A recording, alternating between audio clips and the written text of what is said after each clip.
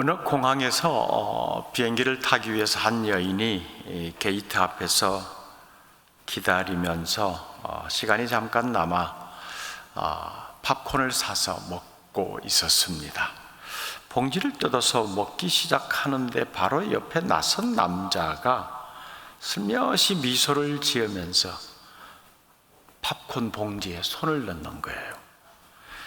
기분이 나쁘고 당황스럽기도 하고 속으로는 그래도 이 남자가 팝콘이 되게 먹고 싶었나 보다 라는 여유 있는 마음을 가지고 그래도 좀 이상하긴 한데 하면서 계속 먹었습니다. 그런데 시간이 지나도 멈추지 않고 남자 손이 계속 팝콘 봉지로 들어오는 거예요.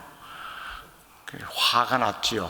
여자가 그래 너 다 먹어라. 이거는 속으로 생각하면서 그냥 팝콘 봉지를 놔두고 비행기를 탔습니다. 자기 좌석에 돌아와서 가방을 챙기고 필요한 물건을 내놓기 위해서 가방을 열었더니 자기가 산 팝콘이 그 가방 속에 들어있는 거예요. 그러니까 그 남자가 먹은 팝콘은 그 여자의 팝콘이 아니고 그 남자의 팝콘이었던 겁니다. 근데 그 남자를 향해서 그래 그렇게 먹고 싶냐 너 다 먹으라 라고 던져버렸던 거지요. 그냥 웃기는 얘기지만은 자기가 하는 행동에 대해서 스스로도 모를 경우가 참 많아요. 내가 뭘 했는지를 말입니다. 때로는 자신이 철석같이 믿었던 자신의 입장과 관점에서 말입니다. 그런 것이 시간이 지나면서 전혀 자신이 생각했던 그런 내용과 사실이 아니었다라는 것도 알게 되고요. 또 때로는 상대방을 위한다라고 한 행동이 오히려 상대방을 더 힘들게 하고 난처하게 만드는 경우도 흔하게 일어납니다. 최근 요 며칠 사이에 우리 지역의 야구의 명문인 광주 일고가 서울의 모 학교와 야구 시합을 벌이다가 그 학교가 응원 구호를 외친 것이 큰 사회적 문제가 되어서 파장이 일고 있지요. 참 씁쓸합니다. 철없는 아이들의 행동이라고 보기에는 좀 지나치다, 너무 나갔다, 어디서 저렇게 배웠을까라고 해보면은 결국 어른들이 한 행동을 여과지 없이 그대로 통과된 것으로 받아들인 결과가 아닐까 그렇게 보여지기도 합니다. 이 시대, 이 사회가 그렇다는 겁니다. 아무 생각 없이 나만 좋으면 된다라고 하는 것, 내 생각이 그냥 맞다라고 하는 것, 내가 하는 행동이 뭘 어때서 왜 이것만 주장하는 것, 이것이 고스란히 우리의 자녀들 세대에게도 물려지고 있다는 것이 참 위험천만한 세대구나 하는 것을 알게 됩니다. 오늘 본문이 들어있는 창세기 44장은 요셉이 과거에 형들이 저지른 그 일이 얼마나 잘못된 것인지를 깨닫게 하기 위해서 형들을 시험하는 장면이고요. 동시에 그 형들이 진정한 회개와 변화를 확인하는 장면을 담고 있습니다. 이런 형제들의 삶에 얽힌 잘못된 행동들, 성경은 이런 모든 것들을 통칭해서 죄라 그러지요. 이 죄와 상처가 그냥 그 죄로 혹은 상처의 흔적으로만 남지 않고 회복과 용서로 이어지는 과정을 보여주고 있죠. 근데 이 한 사건 속에서 하나님께서 우리를 향해서 어떤 마음을 가지고 계시는가, 우리를 어떻게 대하시는가 하는 것을 볼 수가 있습니다. 즉 하나님의 은혜와 섭리가 어떤 것인가를 이해하고 헤아릴 수 있다는 겁니다. 요셉은 형들이 진정으로 변했는지 확인하기 위한 또 다른 하나의 시험을 준비하죠. 우리가 앞에 있는 사건들에서 살펴보았듯이 양식을 사러 왔는데 양식값을 분명히 지불했다라고 생각했는데 돌아가는 과정 속에서 양식값이 그대로 들어있는 것, 그리고 형제 중에 베냐민을 볼모로 잡아놓고 다시 또 보내고 뭐 이런 과정들을 굉장히 이제 요셉이 계속 형들이 진심으로 뉘우치고 있는지 시험하고 있는 겁니다. 자, 그렇게 해서 이제 두 번째 시험이 요셉에 의해서 이제 진행이 되는데, 두 번째 양식을 구하러 온 형들의 자루 속에 곡식을 가득 채워주고, 그 다음에 양식 값도 그대로 또 몰래 다 넣어둡니다. 그리고는 막내 베냐민의 자루에는 요셉이 아껴 쓰는 은잔을 넣습니다. 날이 밝고 이 형들을 돌려보냅니다. 그런데 왜 요셉이 하필이면 다른 형들도 많은데 베냐민의 자루에 자신의 은잔을 넣도록 했을까요? 의도된 행동이겠죠. 이것은 요셉이 자신이 겪었던 상황과 가장 유사한 상황에 처해 있는 사람이 베냐민이었거든요. 여전히 이제 이 형들과 남아있는 형제들 가운데 베냐민이 막내잖아요. 베냐민의 모든 조건이 당시에 요셉이 팔려왔던 형들의 모함을 받아서 난처한 상황에 처했던 그 입장과 가장 비슷했기 때문입니다. 이걸 요셉이 확인하고 싶었던 거죠. 내 경우에 형들이 이렇게 했는데 이와 유사한 이 베냐민의 상황 속에서 형들이 어떤 행동을 할 것인가, 그걸 시험한 겁니다. 베냐민을 지키려고 할 것인지, 아니면 자신에게 했던 것처럼 베냐민 얘도 그냥 우리가 버리고 가자, 이거 잘못했다가는 우리도 낭패당한다, 그럴 것인지 말입니다. 아무튼 이제 그 의도되는 행동으로 그렇게 취하고 난 다음에 형들이 떠나지요. 그리고 요셉은 자기 종을 시켜서 뒤쫓아가서 형들을 잡아오도록 합니다.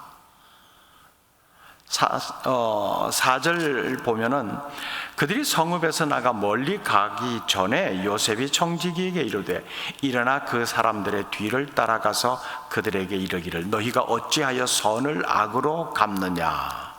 느닷없이 불러 세워놓고는 당신들이 왜 선을 악으로 갚는 겁니까? 이렇게 말을 하는 거죠. 황당하잖아요. 앞뒤 전후 설명도 없이 왜 선한 그 마음을 이렇게 악한 행동으로 갚는 겁니까? 사실 여기까지 올 때까지만 해도 형들은 이번에는 일이 굉장히 잘 풀린다, 양식도 우리가 원하는 대로 잘 구했고, 그리고 묶여있던 베냐민도 데리고 갈 수 있게 됐고, 함께 돌아가고 있다, 이렇게 생각하는데 마치 마른 하늘에 날벼락을 맞은 것처럼 이런 상황이 되어버린 거죠. 그러니까 형들이 자신들은 잘못이 없다고 결백을 주장합니다. 7절로 가보면 그들이 그에게 대답하되 내 주여 어찌 이렇게 말씀하시나이까? 당신의 종들이 이런 일은 결단코 아니하나이다. 결단코 안 했습니다, 이 말이잖아요. 이게 그냥 절대 안 했습니다 라고 결백을 주장하는 말이긴 한데 그보다 훨씬 더 부정하는 말입니다. 즉 문자적 그대로 해석한다면 이건 이런 일은 하나님이 금하신 일이기 때문에 우리는 하나님이 금하신 일은 안 하는 사람들입니다, 이런 의미예요. 그러니까 굉장히 부정하는 거죠. 절대로 그런 일은 우리에게 일어나지 않았습니다 하는 겁니다. 그래요? 그러면 한번 확인해 보지요. 청지기가 자루를 다 풀게 합니다. 매 마지부터 하나씩 자루를 풀어갑니다. 풀어보니까 마지막 막내 베냐민 잔에서 은잔이 나온 거지요. 베냐민은 바로 현행범으로 붙잡힙니다. 형들이 얼마나 충격에 빠졌겠어요. 전혀 예상치 못한 일, 가벼운 마음과 발걸음으로 아버지가 기다리는, 그래서 또 좋은 내용으로 보고할 수 있게 되었다라고 생각했는데 이건 뭐 중간에서 다 파토가 난 겁니다. 자, 그런데 예전 같으면은 옛날에 요셉도 이런 비슷한 일을 하더니 이 또 베냐민이 또 이런 짓 하네, 우리 몰래 또 엉뚱한 생각을 하고 이거 애굽의 총리의 잔을 훔쳤네, 야 이놈도 말썽꾸러기네 라고 했을지도 몰라요. 그러면서 베냐민에게서 은잔이 발견되었으니까 베냐민 붙잡아 가세요, 우리는 그럼 이상 없죠, 가겠습니다 라고 했을 수도 있을 거예요. 그런데 형들은 다른 모습을 보입니다. 자신들의 옷을 찢습니다. 애통하는 거지요. 그리고 고향으로 돌아가는 것이 아니라 요셉의 집으로 다시 되돌아옵니다. 애굽으로 다시 되돌아온 거지요. 그러면서 베냐민, 너 왜 그랬니? 너 때문에 우리 지금 다 죽게 되었다. 너 어떡할래? 이렇게 캐묻거나 탓하지도 않습니다. 과거의 형들의 모습에 보면 전혀 다른 모습입니다. 베냐민의 생명을 지키기 위해서 함께 애굽으로 돌아가는 거죠. 이 모습이 보여주는 것이 있어요. 마음이 변화되고 있다는 겁니다. 공동 책임을 지겠다라는 모습입니다. 이게 흔히 말하는 이제 우리가 잘못했구나 라고 하는 마음을 가지고 있다는 거죠. 회개의 조짐을 보이고 있다는 말입니다. 그렇게 형들이 요셉 앞에 도착했습니다. 이제는 처분만 기다려야죠. 뭐 현행범으로 밝혀진 건 맞으니까요. 요셉이 어떤 처분을 할지 기다립니다. 얼마나 긴장되겠습니까? 그럴 때 그 형들 중에 유다가 요셉에게 이렇게 말합니다. 본문으로 다 읽진 않았는데요, 16절 말씀. 유다가 말하되 우리가 내 주께 무슨 말을 하오리까? 무슨 설명을 하오리까? 우리가 어떻게 우리의 정직함을 나타내리까? 하나님이 종들의 죄악을 찾아내셨으니 우리와 이 잔이 발견된 자가 다 주의 노예가 되겠나이다. 굉장히 의미 있는 말입니다. 결백한 건 맞는데 아무리 생각해도 이거 이해가 안 되는데 유다의 표현입니다. 하나님이 종들의 죄악을 찾아내셨으니 우리와 이 잔이 발견된 자가 다 내 주의 노예가 되겠나이다.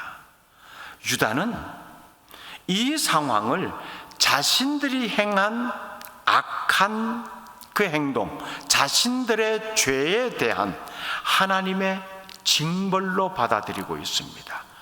이 모습, 이 상황 하나님께서 찾아내셨다는 겁니다. 하나님이 종들의 죄악을 찾아내셨으니 이 고백 속에 유다의 신앙적 시각이 들어있다는 것을 우리가 보아야 합니다. 요셉이 자기 밑에 청지기를 시켜서 자신의 은잔을 찾아냈다, 이 고백이 아닙니다. 자신들의 운명을 결정하는 것, 우리 이제 이거 들통났으니까 맞으니까, 현실적으로 베냐민의 자루에서 은잔이 나왔으니까 이건 다른 변명할 거리가 못 됩니다. 없습니다. 그러면 이제 이 상황에 대해서 벌을 내리실 사람이 애굽의 총리 요셉이다. 현실적 상황은 그렇습니다. 그런데 그 자신들의 운명을 결정하는 것이 눈앞에 보이는 애굽의 총리가 아니라 하나님으로 인식하고 있다는 겁니다. 하나님이 이 죄악을 찾아내셔서 우리로 하여금 이 난처한 공경에 처하게 했다. 그래서 애굽의 총리 요셉이 여기에 상응하는 벌을 내리도록 하고 있다, 이렇게 보고 있는 겁니다. 이게 정직한 시각이에요. 신앙의 사람들은 이 눈을 가지고 있는 사람들이거든요. 세상 사람들은 이 눈이 없기 때문에 그냥 그거 우연히 일어난 일이야, 그냥 어쩌다가 내 눈에 보였네, 이렇게 말할 수 있겠지만은 신앙의 사람들은 이 상황을 믿음의 눈으로 다시 한번 보는 겁니다. 왜 이런 일이, 보여지는 현실 이면에 어떤 손길의 개입이, 이걸 생각하는 겁니다. 유다가 지금 그걸 말하는 거예요. 우리는 눈에 보이는 것만으로 인생 앞에 닥쳐진 문제들을 해결하려고 합니다. 예를 들면은 내가 누군가에게 못된 짓을 했어요. 근데 못된 짓을 할 수밖에 없었다라고 하는 나름대로, 자기 나름대로 이유, 핑계거리만 있으면 그걸로 다 뭉개버리려고 하잖아요. 합리화시키고 넘어갑니다. 그런데 그 뒤에 어떤 손길이 있다라고 하는 것, 이걸 우리가 알아야 돼요. 우리가 합리화하고 그 상황에 대한 이유가 충분히 설명되었다, 그렇게 되었다고 해서 우리의 죄가 가려지는 게 아닙니다. 그건 그냥 현실이에요. 우리의 삶의 뒤에 진짜 우리의 삶을 평가하실 분이 계시다는 것 우리가 알잖아요. 우리가 정말 두려워해야 될 것은 사람의 평가가 아니라 하나님의 평가라는 것 너무 잘 알고 있습니다. 그런데 이걸 종종 잊어버립니다. 앞선 사건에서도 계속해서 이런 모습이 나타났잖아요. 형들이 애굽의 총리를 만나면서 거듭거듭 발견되는 게 이거 아닙니까? 이걸 어떻게 알지? 어떻게 알지? 그냥 우연의 일치라고 생각하기는 이건 너무 이상한 일이야. 아버지의 안부를 묻는 것이라든가, 동생의 안부를 묻는 것이라든가, 형제들이 너희가 다냐? 식사 자리에 앉히는데 서열대로 쭉 앉히는 장면들, 이상한 점이 한두 가지가 아니었잖아요. 점점 그 이상함의 해답을 찾고 있는 겁니다. 처음에는 그냥 가볍게 여겼을 수 있겠죠. 이상하다, 이거 우연이겠지, 어쩌다가, 그냥 사람 만나면 안부 묻는 거지. 여기까지 오니까 드디어 유다의 입을 통해서 하나님이 종들의 죄악을 찾아내셨다, 하나님이 우리가 이전에 행한 못된 짓, 악한 그 죄악들을 끄집어내셨다 고백하고 있습니다. 이거 하나님이 개입하고 계시다, 이 고백한 겁니다. 제대로 보고 있다는 겁니다. 아버지를 속였습니다. 자신들의 양심의 소리 다 뭉개버리고 합리화시켰습니다. 그런데 상황이 지나면 지날수록 이게 뭔가 이상하다, 점점 더 두려운 마음이 생기는 거예요. 진짜 이 상황을 보고 계시는 분이 계시는구나, 그걸 이제 알아가게 되었다는 겁니다. 아무리 덮어두고 합리화시키고 시간이 지나서 다 기억 속에서 잊혀졌다 라고 할지라도 결코 잊혀지거나 없어질 일이 아니라는 거죠. 형들이 살아가는 그 여정에 계속해서 일어나고 있습니다. 그래서 유다가 이런 고백을 하는 거지요. 자기들의 죄를 드러내고 계신 분은 총리가 아니라 하나님이시다. 이건 더 이상 우리가 숨길 수가 없다, 더 이상 외면할 수가 없다, 더 이상 어떤 핑계거리와 합리화시킬 거리가 없다, 알게 된 겁니다. 저도 개인적으로 목회를 하면서 얼마나 많은 사람들이 정말 하나님을 두려워하지 않는 모습을 가지고 있는지를 보게 됩니다. 내 방식으로 합리화되고 그렇게만 되면 내가 무슨 짓을 해도 괜찮다라고 하는 하나님에 대한 두려움이 전혀 없는 모습을 많이 봅니다. 신앙은요, 하나님이 보고 계신다라고 하는 것을 인식하고 사는 것입니다. 이걸 잊어버리면 안 돼요. 사람은 잊어버릴 수 있어요. 시간이 지나면 묻혀질 수 있어요. 그러나 하나님은 기억하고 계신다는 것. 하나님은 정확하게 보고 계시다는 것. 이걸 잊어버리면 안 돼요. 그걸 의식하며 사는 것이 신앙생활입니다. 유다는 우리가 지난날 얼마나 큰 죄를 그냥 요셉만 없으면 된다라고 생각했는데 그게 하나님 앞에 범죄한 것이구나, 그걸 알았기 때문에 그러면 이제 우리가 공동으로 이 일에 대해서 책임을 져야지, 책임 있는 행동을 나타내기 시작한다는 거예요. 우리와 이 잔이 발견된 자가, 우리를 뺀 것 아닙니다. 우리와 이 잔이 발견된 자가 다 노예가 되겠습니다. 공동 책임지겠습니다 하는 고백입니다. 이거예요.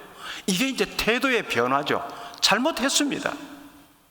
이게 하나님 보고 계셨군요. 그걸 미처 인식을 못했습니다. 이제 그걸 알게 되었으니 그렇게 한 것에 대한 책임을 지겠습니다. 그런데 요셉은 다른 얘기를 합니다. 17절에 요셉이 이르되 내가 결코 그리하지 아니하리라.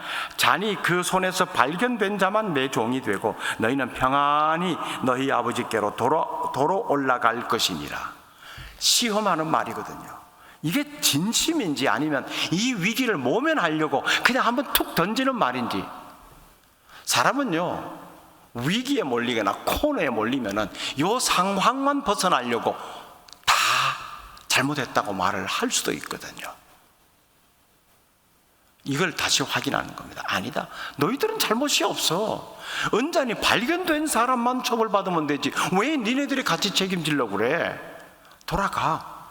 베냐민만 합당한 처벌을 받으면 되는 거야. 다시 진심인지 아닌지를 확인하는 요셉의 마음입니다. 그런데 유다는 다시 한번 자신의 마음을 이야기합니다. 그게 18절부터요 굉장히 길게 설명하는데 44장 마지막 절까지 이게 다 유다의 말입니다. 혼자 하는 말입니다. 성경에서 혼자 이렇게 길게 한 말을 다 기록한 곳은 여기밖에 없어요. 엄청나게 긴 말을 합니다. 근데 여기 이제 구구절절히 요셉이 이해할 수 있도록 설명을 하는데 요셉은 이미 다 알고 있잖아요. 아버지의 슬픔이 얼마나 클지 염려하는 마음도 담습니다. 베냐민이 여기서 이것 때문에 처벌받아서 우리와 함께 돌아가지 못하면 베냐민은 안 된다, 니네끼리 다녀와라 라고 했던 적이 있잖아요. 근데 형들이 설득해서 안 됩니다, 베냐민 못 데리고 가면 양식 못 구합니다. 근데 유다가 이미 내가 책임지고 만약 베냐민이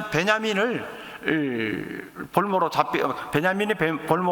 잡히게 되면은 내가 차라리 대신할게요 라고 아버지를 설득해서 베냐민 데리고 온 것 아닙니까? 근데 그 베냐민이 진짜 잡히게 되었단 말입니다. 그럴 때 아버지의 상심이 얼마나 클지 그걸 쭉 헤아립니다. 이게 진심이구나. 더 이상 아버지에게 이런 아픔을 안겨드려서는 안 되겠다 고백한 거죠. 이미 요셉으로 인해서 아버지가 이 큰 아픔을 겪었잖아요. 근데 그때는 아버지의 아픈 마음을 제대로 헤아리지 못했단 말입니다. 짐승이 와서 물어 죽였어요. 이 한마디로 끝내버렸어요. 그러면서 유다는 정 그러시면은 베냐민 대신에 제가 볼모로 잡히겠습니다. 33절에 그렇게 말하죠. 이제 주의 종으로 그 아이를 대신하여 머물러 있어 내 주의 종이 되게 하시고 그 아이는 그의 형제들과 함께 올려 보내소서. 이게 형들의 대표되는 사람으로서의 유다지만 사실 형들 전체의 마음이기도 하거든요. 태도 변화, 심경의 변화, 생각의 변화, 방향의 전환, 회개죠. 이게 이 모습의 정점을 보여주고 있습니다. 제가 대신할게요. 이 아이 보내주십시오. 형들은 더 이상 아버지의 마음을 아프게 하는 자들이 되어서는 안 되겠다 생각합니다. 더 이상 아프게 하는 사람이 아님을 알 수 있습니다. 더 이상 시기와 질투를 통해서 형제를 미워하는 마음도 아님을 알 수 있습니다. 예전에 요셉을 팔아넘길 때 유다가 앞장섰거든요. 이거 그냥 팔아버리자. 그럼 흔적을 없애자. 거기에 앞장섰던 유다가 이제는 베냐민을 위해서 자신을 희생합니다. 변화된 모습이죠. 사람을 죽이는데, 제거하는데 앞장섰던 사람이 사람을 살리는 사람으로 바뀐 모습입니다. 이거예요. 사람을 살리려고 하는 마음을 가지게 되면요, 자신 앞에 놓여진 상황, 환경, 이 사건을 보는 각도가 달라요. 똑같은 상황을 보고 어떻게 하면 죽일까라고 생각하지만 살리려고 하면 어떻게 하면 저 사람 살려낼까? 살리는 방법을 찾게 되는 겁니다. 유다가 지금 그렇잖아요. 그때는 요셉을 어떻게 죽일까 이것만 생각했어요. 지금은 베냐민을 어떻게 살릴까를 생각하는 겁니다. 마음의 태도가 사건과 상황을 보는 각도를 다르게 만들었다는 거예요.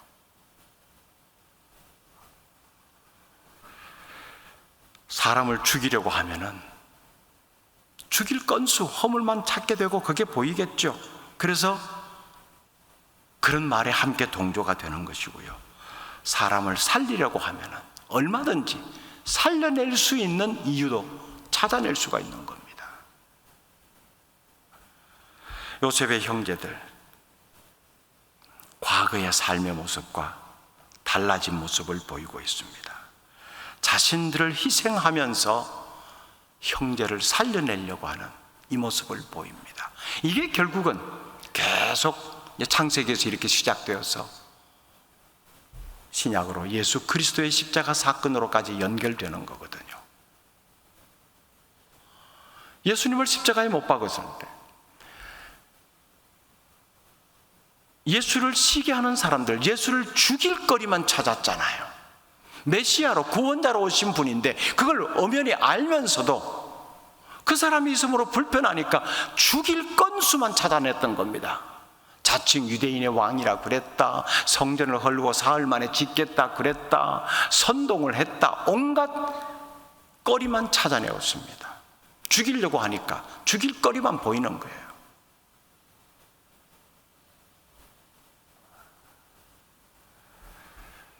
우리의 삶에서도 하나님께서는 우리 각자가 가지고 있는 과거의 실패와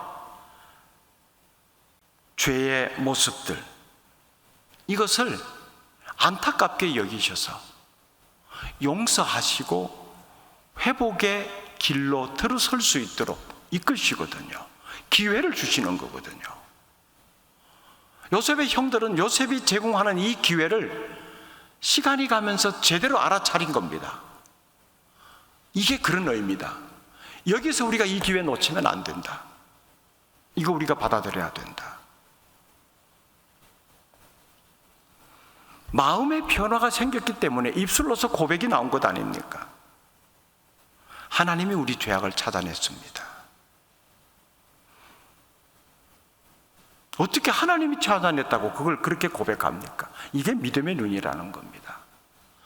이 눈이 있어야 회개의 자리로 나아갈 수가 있는 거예요. 만약 유다가 그걸 고백하지 못하고 우리는 상상도 못했는데 베냐민이 엉뚱한 생각을 했나 보네요. 잠시 눈이 멀었나 봅니다. 그러면 베냐민만 처단하세요. 우리는 죄가 없지 않습니까? 있는 상황 그대로 본 겁니다. 틀린 말 아니잖아요. 맞는 말이잖아요. 근데 전혀 상황이 안 맞는 말을 합니다. 하나님이 우리 죄악 차단했습니다. 자신의 잘못을 진정으로 회개하는 사람은 용서를 받을 수 있는 거죠. 이후에 이제 45장을 넘어가면 요셉이 자신의 정체를 밝힙니다. 화해가 이루어지죠. 정체를 밝혔다는 것은 이제 하나님의 구속사적인 섭리, 이 관점에서 보면은 용서를 선언했다는 거죠. 자신들의 잘못 뉘우침을 받아들였다는 겁니다. 제가 요셉입니다. 이 사건 속에서 말입니다. 하나님은 진정으로 자신의 죄를 뉘우치고 용서를 구하는 자들 받아주시잖아요. 그걸 말하고자 하는 사건입니다. 사실 창세기의 이 죄악의 사건들이 다 그런 이 맥락에서 볼 수 있거든요. 아담과 하와가 하나님의 명을 어겨놓고서는 또 서로에게 책임을 전가합니다. 나는 먹고 싶지 않았는데 저 여자가 자꾸 먹자 그래가지고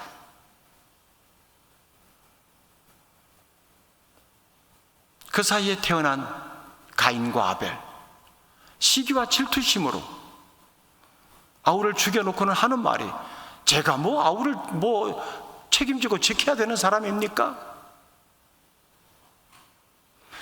이 사건과 그 사람의 인생의 배후에 누가 있는가, 이걸 인식하지 못하고 살아가는 거죠.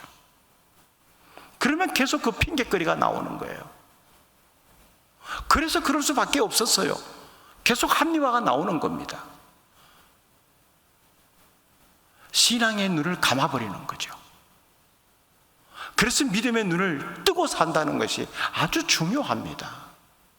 믿음의 눈을 제대로 뜨고 있어야 이 사건과 상황 속에서 말씀하시는 하나님의 음성을 놓치지 않는 거예요. 그게 어떤 상황을 통해서든 하나님은 말씀하시거든요. 유다는 누군가가 일러준 것으로 인해서 이게 하나님께서 하시는 일이다, 그렇게 깨달은 건 아니겠죠. 굳이 추측해 본다면 양심의 소리를 들었던 것 같습니다. 그래, 그때 그러지 말아야 되는 건데 우리가 너무 생각이 짧아서 너무 우리 생각만 했어요. 이제라도 이 생각이 든 겁니다. 그러니 그런 고백을 한 거죠. 뉘우치고 회개하는 자는 하나님이 그것이 어떤 죄악의 모습이든 다 받아주시고 용납하시고 용서해 주시잖아요. 근데 고집하면서 회개하지 않는 사람 하나님 용서 안 하세요. 용서는요, 회개를 전제로 하고 있습니다. 우리가 착각하는 것 중에 하나가, 하나님은 용서하시는 분이다, 사랑하시는 분이다니까 무조건 아무것도 안 해도 하나님 다 용서해 놓으셨어. 용서해 놓으신 것이 아니고 용서받을 수 있는 길을 만들어 놓으신 거예요. 그 길에 들어서느냐 아니냐는 내가 선택하는 겁니다. 그 길에 들어서지 않으면 용서 못 받는 거죠. 그런데 용서해 놓았다라고 생각하고 자꾸 다른 생각을 하는 거죠. 그게 잘못된 이단으로 빠질 수 있는 것이고요. 우리의 신앙에서 착각을 하는 겁니다. 여러분, 우리의 상황 속에서 들려지는 하나님의 음성 귀 담아 들어야 합니다. 허투루 듣지 마세요. 그 음성이 세상의 여러 어떤 소리보다도 엄청나게 크다면 그 소리 못 들을 사람 없지요. 근데 희미하게 들리는 경우가 대부분이거든요. 세상의 소리에 파묻히거나 다른 사람들의 소리에 묻혀서 그 소리 잘 안 들려요. 그러니까 무시하고 못 듣고 지나가는 경우가 허다하지요. 우리의 삶에 들려지는 이 하나님의 음성이 늘 들려져야 우리가 어떻게 살고 있는지, 내가 뭘 잘못했는지 이걸 알게 되는 겁니다. 그럴 때마다 하나님 앞에 나가서 용서를 구하는, 그래서 용서를 받는 삶을 살아야지요. 죄를 지을 수밖에 없는 연약한 인간들입니다. 아무리 다짐하고 결단해도 돌아서면 또다시 실패하고 넘어집니다. 그래서 하나님은 언제든지 용서를 구하는 자에게 언제든지 또 용서를 해주시는 분이시잖아요. 이 길을 외면하지 마십시오. 하나님이 죄악을 덜추어내셨습니다. 이거 무서운 고백이거든요. 이걸 깨달아야 진정한 용서의 기쁨을 가지고 회복의 삶을 살 수가 있습니다. 이 기쁨이 우리 모두에게 있기를 바랍니다. 하나님 아버지,